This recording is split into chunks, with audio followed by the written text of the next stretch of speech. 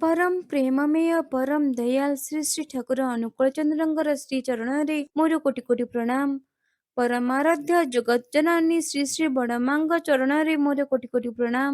ପରମ ପୂଜ୍ୟପାଦ ଯୁଗାଚାର୍ଯ୍ୟ ଶ୍ରୀ ଶ୍ରୀ ବରଦାଙ୍କ ଚରଣରେ ମୋର କୋଟି କୋଟି ପ୍ରଣାମ। ପରମ ପୂଜ୍ୟପାଦ ଆଚାର୍ଯ୍ୟ ଦେବଙ୍କ ଚରଣରେ ମୋର କୋଟି କୋଟି ପ୍ରଣାମ। ଆଜିର ଭିଡ଼ିଓକୁ ଦେଖୁଥିବା ଏବଂ ଶୁଣୁଥିବା ସମସ୍ତଙ୍କୁ ମୋର ଆନ୍ତରିକତା ଭରା ଜୟଗୁରୁ। ସନ୍ଧ୍ୟା ପରେ ଯେତେବେଳେ ଜୁଳୁଜୁଳିଆ ପୋକ ଉଠେ, ସେ ମନେ କରେ ମୁଁ ଏହି ଜଗତକୁ ଆଲୋକ ଦେଉଛି, କିନ୍ତୁ ନକ୍ଷତ୍ର ଯେତେବେଳେ ହିଁ ଉଠିଲା ସଙ୍ଗେ ସଙ୍ଗେ ତାର ଅଭିମାନ ଚାଲିଗଲା। ସେତେବେଳେ ଆପଣମାନଙ୍କୁ ଉପାସନା ଚ୍ୟାନେଲକୁ ସ୍ୱାଗତ କରୁଛି। ଶ୍ରୀ ଶ୍ରୀ ଠାକୁରଙ୍କର ଗୋଟେ ସୁନ୍ଦର ଭାବପୂର୍ଣ୍ଣ ଆଉ ମନମୁଗ୍ଧକାରୀ ବାଣୀଟିଏ ମୁଁ ଆପଣମାନଙ୍କ ଆଗରେ ପ୍ରକାଶ କରୁଛି। ଆଲୋଚନା ପ୍ରସଙ୍ଗରେ ଦିନେ କଥୋପକଥନରେ ଏମିତି ଆଭାସ ଶ୍ରୀ ଶ୍ରୀ ଠାକୁର ଦେଇଛନ୍ତି। ଜଣେ ଭକ୍ତକୁ କଥା ପ୍ରସଙ୍ଗରେ ଶ୍ରୀ ଶ୍ରୀ ଠାକୁର କହୁଛନ୍ତି, ମଣିଷ, ଗୋରୁ, କୀଟ, ଏମିତିକି ପିମ୍ପୁଡ଼ି ପର୍ଯ୍ୟନ୍ତ ବଞ୍ଚିବାକୁ ଚାହାନ୍ତି, ମରିବାକୁ କେହି ଚାହାନ୍ତି ନାହିଁ। ମୁଁ ମଧ୍ୟ ନୁହେଁ, କିନ୍ତୁ ମଣିଷର ଶରୀର ଚିରକାଳ ରହେ ନା, ଏହା ମଧ୍ୟ ଠିକ୍। ତେଣୁ ମୁଁ ବଞ୍ଚି ରହିବା ପାଇଁ ଚାହେଁ ଆପଣମାନଙ୍କ ମଧ୍ୟରେ। ଆପଣମାନେ ହିଁ ମୋତେ ବୋହି ନେଇ ଘୂରିବେ ଯୁଗ ଯୁଗ ଧରି। ବଂଶ ପରମ୍ପରାର ଭିତର ଦେଇ ପ୍ରତ୍ୟେକ ନିଜ ନିଜର ସ୍ୱ ସ୍ୱ ଜୀବନରେ ଓ ଚରିତ୍ରରେ। ଏହା ହିଁ ମୋର ମସ୍ତ ଆଶା। ମୋତେ ଏହି ଭାବରେ ବଞ୍ଚେଇ ରଖିବାର ଦାୟିତ୍ୱ ଆପଣମାନେ ଗ୍ରହଣ କରନ୍ତୁ। ନହେଲେ ମୋର କଥାଗୁଡ଼ିକ ପ୍ରାଣ ପାଇବ ନାହିଁ, ସେଗୁଡ଼ିକ ଶୂନ୍ୟରେ ହାହାକାର କରି ଘୂରିବ। ତପତୀ ଦା କହିଲେ, ଆପଣ ଯାହା କହୁଛନ୍ତି ସେ ତ ଖୁବ୍ କଠିନ କଥା।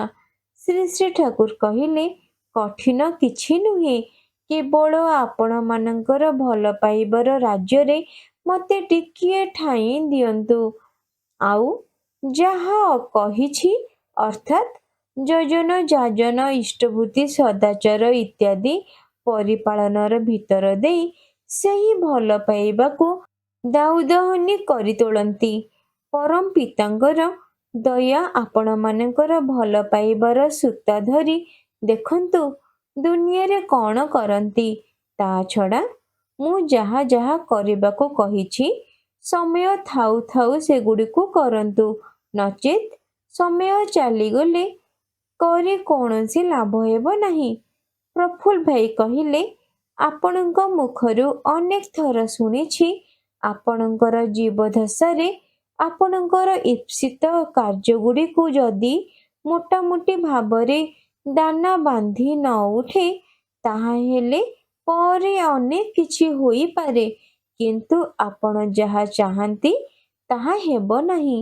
ଆପଣ କ'ଣ ଏଠାରେ ସେହି କଥାର ହିଁ ଇଙ୍ଗିତ କରୁଛନ୍ତି କି?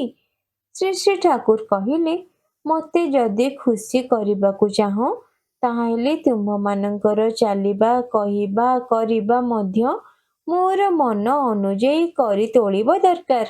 ମୋର ମନ ଅନୁଯାୟୀ କରିବାଟା ଯଦି ତୁମମାନଙ୍କ ଭିତରେ ସ୍ୱ ସ୍ୱ ବୈଶିଷ୍ଟ୍ୟ ଅନୁଯାୟୀ ଗଜେଇ ନ ଉଠେ, ତାହାହେଲେ ଅନ୍ୟ କାହାକୁ ଖୁସି କରିବାକୁ ଯାଇ ଯାହା କରିବେ, ସେଥିରେ କ'ଣ ଅବିକୃତ ଭାବରେ ମୋର କାର୍ଯ୍ୟଟା କରାହେବ? ଆଉ ପରବର୍ତ୍ତୀ କାଳରେ ସବୁ ସମୟ ସେମିତି କରି ଉପଯୁକ୍ତ ଅଧ୍ୟକ୍ଷ ବା କିଳକେନ୍ଦ୍ର ଯେ ପାଇ ହେବ, ତାର ହିଁ ବା ନିଶ୍ଚୟତା କ'ଣ? ଶ୍ରୀ ଶ୍ରୀ ଠାକୁରଙ୍କର ଅନ୍ୟାନ୍ୟ ବହୁ ବାଣୀରେ ମଧ୍ୟ ଏହି କଥାର ପ୍ରତିଧ୍ୱନି ଶୁଣିବାକୁ ମିଳେ। শ্রী শ্রী ঠাকুর কহନ୍ତି, ব্যক্তিত্বেই কিন্তু আদর্শ থাকে, আদর্শে ব্যক্তিত্ব রয় কখন। আদর্শরই অনুসাধনায় আদর্শ ব্যক্তিত্ব হয় তখন।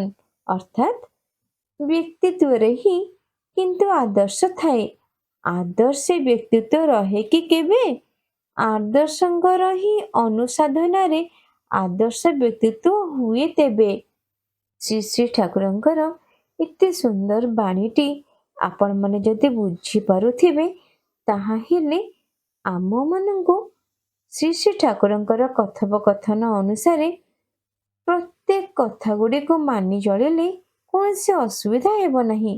ଆମେ ଆମ ଜୀବନରେ କୌଣସି ଅସୁବିଧାର ସମ୍ମୁଖୀନ ହେବା ନାହିଁ, ଦୁଃଖ ପାଇବା ନାହିଁ, କଷ୍ଟ ପାଇବା ନାହିଁ। କାରଣ ଆମେ ଗୁରୁଙ୍କୁ ଧରିଛେ। ଏହି ଜନ୍ମରେ ଏହି ଜୀବନରେ ଆମେ ଗୁରୁଙ୍କୁ ପାଇଛେ। ଗୁରୁ ଆମକୁ ଯେଉଁ ବାଟ ଦେଇଛନ୍ତି, ଗୁରୁ ଆମମାନଙ୍କୁ ଯେଉଁ ବାଟ ଦର୍ଶାଇଛନ୍ତି, ସେହି ବାଟ ଅନୁଯାୟୀ ଆମମାନଙ୍କୁ ଚାଲିବାକୁ ପଡ଼ିବ।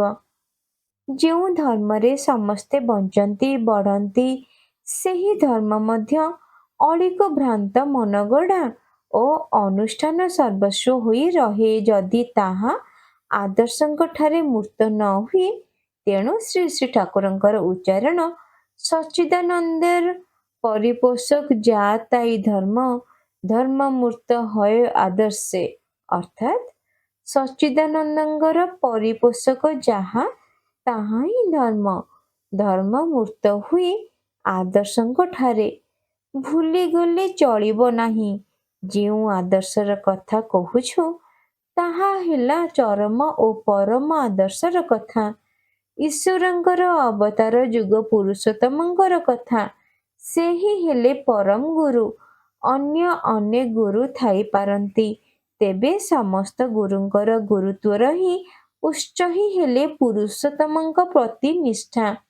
ପ୍ରତି ଯୁଗରେ ସେ ଆସନ୍ତି, ଯୁଗୋପଯୋଗୀ ଆଦର୍ଶ ମଣିଷର ସାମ୍ନାରେ ତୋଳି ଧରନ୍ତି। ତାଙ୍କର ଆଚାର ଆଚରଣରେ, ବ୍ୟକ୍ତିତ୍ୱର ପ୍ରଭାରେ ସେ ଚାଲିଗଲେ ମଧ୍ୟ ସେ ହିଁ ମଣିଷର ଆଦର୍ଶ ଓ ଅନୁସରଣୀୟ ରହନ୍ତି। ଏକ ପ୍ରଶ୍ନର ଉତ୍ତରରେ ଶ୍ରୀ ଶ୍ରୀ ଠାକୁର କହୁଛନ୍ତି, ପୁରୁଷୋତ୍ତମ ହିଁ ମଣିଷର ଇଷ୍ଟ, ପୁରୁଷୋତ୍ତମ ହିଁ ଧ୍ୟେୟ। ସେ ଚାଲିଗଲେ ପୁରୁଷୋତ୍ତମଙ୍କର ଅନୁଗାମୀ ରୀତିଙ୍କ ପାଖରୁ ପୁରୁଷୋତ୍ତମ ପ୍ରବର୍ତ୍ତିତ ଦୀକ୍ଷାରେ ଦୀକ୍ଷିତ ହୋଇ ସେହି ପୁରୁଷୋତ୍ତମଙ୍କର ହିଁ ଅନୁସରଣ କରିବ, ସେହି ପୁରୁଷୋତ୍ତମଙ୍କ ହିଁ ଧ୍ୟାନ କରିବ। ଯେତେ ପର୍ଯ୍ୟନ୍ତ ପୁନରାୟ ତାଙ୍କର ଆବିର୍ଭାବ ନ ହୁଏ, ପରବର୍ତ୍ତୀ ଆସିଲେ ପୁଣି ତାଙ୍କୁ ହିଁ ଗ୍ରହଣ କରିବ। କାରଣ ସେ ପୂର୍ବବର୍ତ୍ତୀଙ୍କର ହିଁ ନବକଳେବର। ବୁଝାଗଲା ଯେ ମଣିଷ ଜୀବନର ଆଦର୍ଶ ସେ ହିଁ ରହନ୍ତି। ପୂର୍ବବର୍ତ୍ତୀଙ୍କର ଅବର୍ତ୍ତମାନଠାରୁ ପରବର୍ତ୍ତୀଙ୍କର ଆଗମନ ପର୍ଯ୍ୟନ୍ତ ସେ ହିଁ ରହନ୍ତି ଆଦର୍ଶ। ତାଙ୍କର ପ୍ରତିଷ୍ଠିତ ଆଦର୍ଶ ମଧ୍ୟ ଜୀବନ୍ତ ରହେ। ଦେଶ କାଳ ପାତ୍ର ଓ ଯୁଗୋପଯୋଗୀ ପ୍ରୟୋଜନରେ ପରିବର୍ତ୍ତନ ଆସିଲେ ମଧ୍ୟ ଧର୍ମର ମୂଳତତ୍ତ୍ୱ ଗୁଡ଼ିକ ଏକ ହିଁ ରହେ। ଜନ ସମାଜରେ ବିଭିନ୍ନ ପ୍ରକୃତି, ରୁଚି ଓ ଭାବ ଅନୁଯାୟୀ ଅନ୍ୟ ବହୁ ରହିପାରନ୍ତି। ସେ କ୍ଷେତ୍ରରେ ଭୁଲିଲେ ଚଳିବ ନାହିଁ। ପୁରୁଷୋତ୍ତମଙ୍କର ଦିଗଦର୍ଶନ ସବ ଗୁରୁରଇ ଗୁରୁତ୍ୱ ଜିନି, ଗୁରୁର ପ୍ରତିକୃତି ହନ, হাজার গুরু থাকুক না তোর, তারে কাছে କେଉଁ ଗୁରୁ ନନ୍। ଅନୁଶ୍ରୁତିରୁ ଏହି ବାଣୀଟି ଆସିଛି। ତାର ଅର୍ଥ ହେଉଛି, ସବୁ ଗୁରୁଙ୍କର ହିଁ ଗୁରୁତ୍ୱ ଯିଏ ଗୁରୁଙ୍କର ପ୍ରତିକୃତି ହୁଅନ୍ତି। ହଜାରେ ଗୁରୁ ଥାଆନ୍ତୁ ନା ତୋର, ତାଙ୍କ ପାଖରେ କେହି ଗୁରୁ ନୁହନ୍ତି।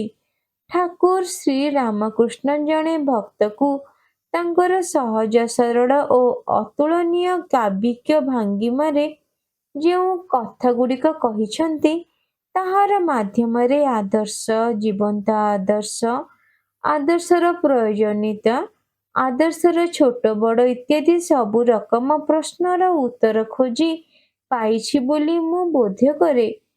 ସନ୍ଧ୍ୟା ପରେ ଯେତେବେଳେ ଜୁଳୁଜୁଳିଆ ପୋକ ଉଠେ, ସେ ମନେ କରେ, ମୁଁ ଏହି ଜଗତକୁ ଆଲୋକ ଦେଉଛି। କିନ୍ତୁ ନକ୍ଷତ୍ର ଯେତେବେଳେ ହିଁ ଉଠିଲା, ସଙ୍ଗେ ସଙ୍ଗେ ତାର ଅଭିମାନ ଚାଲିଗଲା। ସେତେବେଳେ ନକ୍ଷତ୍ରମାନେ ଭାବିବାକୁ ଲାଗିଲେ, ଆମେ ଜଗତକୁ ଆଲୋକ ଦେଉଛୁ। କିନ୍ତୁ ପରେ ଚନ୍ଦ୍ର ଉଠିଲା, ସେତେବେଳେ ନକ୍ଷତ୍ରମାନେ ଲଜ୍ଜାରେ ମଳିନ ହୋଇଗଲେ। ଚନ୍ଦ୍ର ମନେ କରିଲେ, ମୋର ଆଲୋକରେ ଜଗତ ହସୁଛି, ମୁଁ ଜଗତକୁ ଆଲୋକ ଦେଉଛି। ଦେଖୁ ଦେଖୁ ଅରୁଣ ଉଦୟ ହେଲେ। ସୂର୍ଯ୍ୟ ଉଠିଛନ୍ତି। ଚାନ୍ଦ ମଳିନ ହୋଇଗଲା। କିଛି କ୍ଷଣ ପରେ ଆଉ ଦେଖାଗଲା ନାହିଁ। ସଙ୍ଗେ ସଙ୍ଗେ ଜଣାପଡ଼ିଲା ଚନ୍ଦ୍ର ନିଜକୁ ଲଜ୍ଜା ମନା କଲେ। ଆଉ ଭାବିଲେ ମୋର ଆଲୋକରେ ଜଗତ ଆଲୋକିତ ନୁହେଁ, ସୂର୍ଯ୍ୟଙ୍କର ଆଲୋକରେ ଜଗତ ହେଉଛି ଆଲୋକିତ। ସୂର୍ଯ୍ୟ ହିଁ ହେଉଛନ୍ତି ପ୍ରକୃତ ଆଲୋକ। ଆପଣମାନଙ୍କୁ ଯଦି ମୋର କଥା ଭଲ ଲାଗିଥିବ ଏଇ ଭିଡ଼ିଓଟିକୁ ସେୟାର କରନ୍ତୁ, ଲାଇକ୍ କରନ୍ତୁ ଆଉ ମୋ ଚ୍ୟାନେଲଟିକୁ ସବସ୍କ୍ରାଇବ୍ କରିଦିଅନ୍ତୁ। ବହୁତ ବହୁତ ଧନ୍ୟବାଦ।